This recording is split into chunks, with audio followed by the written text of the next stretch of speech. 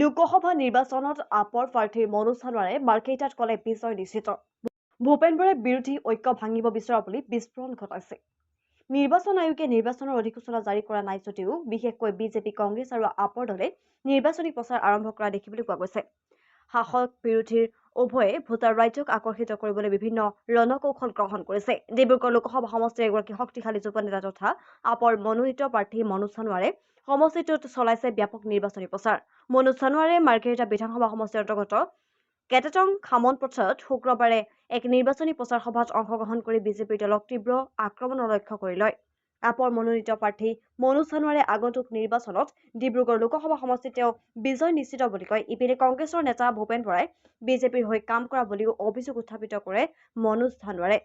ভূপেন বৰাই বিৰোধী ঐক্যক ভাঙিব বিচৰা বুলিও তেওঁ অভিযোগ উত্থাপিত কৰে। পোনপ্ৰথমে মই কথা এটা কওঁ, মই নিজেই কংগ্ৰেছ পৰিয়ালৰ পৰা অহা, গতিকে কংগ্ৰেছ দলটোক আমি অন্তৰৰ পৰা ভাল পাইছিলোঁ। কিন্তু এই ভূপেন বৰা ডাঙৰীয়া যেতিয়াৰ পৰা আহি নেতৃত্ব ল'লে, তাৰ পিছৰ পৰা আপোনালোকে চাব নেতৃত্বৰ প্ৰতি আস্থা হেৰুৱাই ইজন পিছত ইজন নেতা কংগ্ৰেছ দল এৰি গৈছে। আজি অলপতে দুজনকে কাৰ্যকৰী সভাপতি কংগ্ৰেছ দল এৰি গৈছে। তাতকৈ আৰু লজ্জাজনক কথা কি হ'ব পাৰে তেওঁৰ নেতৃত্বৰ প্ৰতি। আৰু তাৰ উপৰি তেওঁ থকা অৱস্থাতে আজি 2 বছৰ আগত ময়ো এৰিছোঁ, কিন্তু তেওঁ ভূপেন বৰাৰ দৰে ব্যক্তিয়ে আচলতে কংগ্ৰেছটো খুলি খুলি খাই আছে। গোটেই কংগ্ৰেছৰ আজি যিটো দুৰৱস্থা হৈছে, আমি কেতিয়াও নিবিচাৰোঁ বিৰোধী এটা শক্তিশালী, আমি সদায় বিচাৰোঁ যে বিৰোধী শক্তিশালী হৈ থাকক। কিন্তু ভূপেন বৰাৰ দৰে ব্যক্তি থকাৰ কাৰণে আজি কংগ্ৰেছ দলটো উঠিব পৰা নাই। আৰু তাৰ কাৰণে আজি কেৱল কংগ্ৰেছটোক নহয়, তাৰ লগতে গোটেই বিৰোধী ঐক্যটোকে শেষ কৰি পেলালে। এইটো হৈছে এওঁলোকৰ ৰণনীতি। গতিকে এওঁলোকৰ নিচিনা নেতাই কিহৰ সুপ্ৰিম ছেক্ৰিফাইচ কৰিছে মোক অকণমান বুজাই দিব লাগে।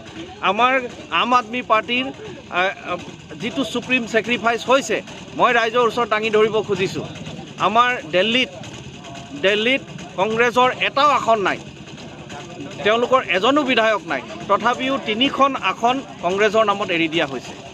গোৱাত আমাৰ বিধায়ক আছে, তথাপিও আমি চিট শ্বেয়াৰিঙত এটাও আসন নললোঁ।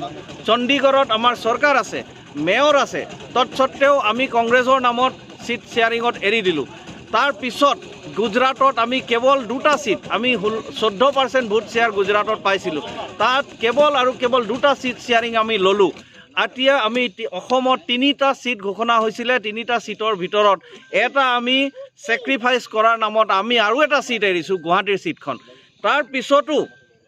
তাৰ পিছতো কংগ্ৰেছৰ ভূপেন বৰাৰ দৰে ব্যক্তি আকুৰগোজ হৈ আছে।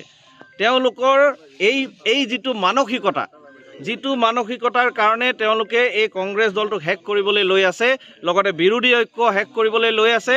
এই কথাটো কিন্তু আমি ৰাইজৰ মাজত লৈ যাম, ৰাইজক সজাগ কৰিম। সুপ্ৰিম ছেক্ৰিফাইচ কোনে কৰিছে? তেওঁৰ ধৰণৰ নেতাই কৰিছে? যি প্ৰলোভনৰ ৰাজনীতি কৰি আছে তেওঁ কৰিছে, নে আম আদমি পাৰ্টিৰ দৰে এটা দল কৰিছে, যি যাতে বিৰোধী ঐক্যৰ স্বাৰ্থত প্ৰতিটা ৰাজ্যত চিট শ্বেয়াৰিঙত সোমাই নিজৰ আসন দাবীদাৰী এৰি দিছে? অসমতো 3টা চিট ঘোষণা কৰাৰ পিছত এটা চিট এৰি দিছে। ইয়াতকৈ আৰু কি ছেক্ৰিফাইচ কৰিব লাগে? ভূপেন বৰা ডাঙৰীয়াই ইয়াৰ উত্তৰ দিব লাগে বুলি মই ভাবিছোঁ।